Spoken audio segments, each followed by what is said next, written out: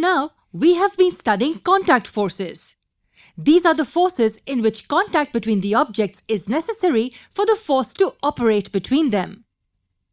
Muscular force and force of friction are the examples of contact forces that we have discussed previously. But is contact between the objects always a necessity for the forces to come into play? Let us find that out. Take a bar magnet and place it on the table. What is a bar magnet? Well, we all know what magnets are. Bar magnet is an artificial magnet which has this shape. Place an iron nail on the same table at some distance away from the bar magnet. Now move this bar magnet towards the nail like this. Keep moving the magnet slowly, closer and closer to the nail, but make sure not to touch the nail. What did you notice? When the bar magnet was sufficiently close to the nail takes a leap towards the magnet and sticks to it. What does this tell us?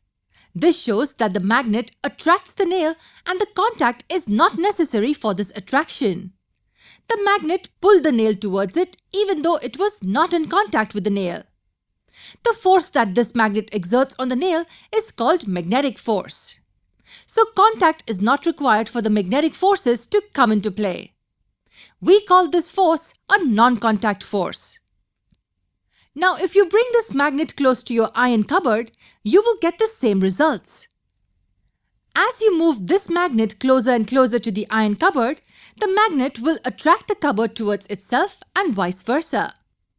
However, in this case, it is the magnet which will shoot out of your hand and stick to the cupboard. Are there any other non-contact forces besides the magnetic force? When you release an object, say a plastic ball, from some height above the ground, it just falls on the ground. Why does it fall towards the ground? This is because of the force that the earth exerts on it in the downward direction. The earth always pulls the objects towards it. This force that the earth exerts on an object is called the gravitational force. This force is attractive in nature. That is, it attracts two objects towards each other. When you open a tap, water begins to flow downwards. This is because of the gravitational pull of the earth on water. Now, I want you to tell me, is gravitational force a non-contact force?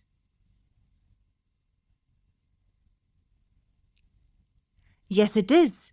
We can clearly see from our examples, the contact is not required between the earth and the other object to attract each other. We say that the gravitational force is a non-contact force.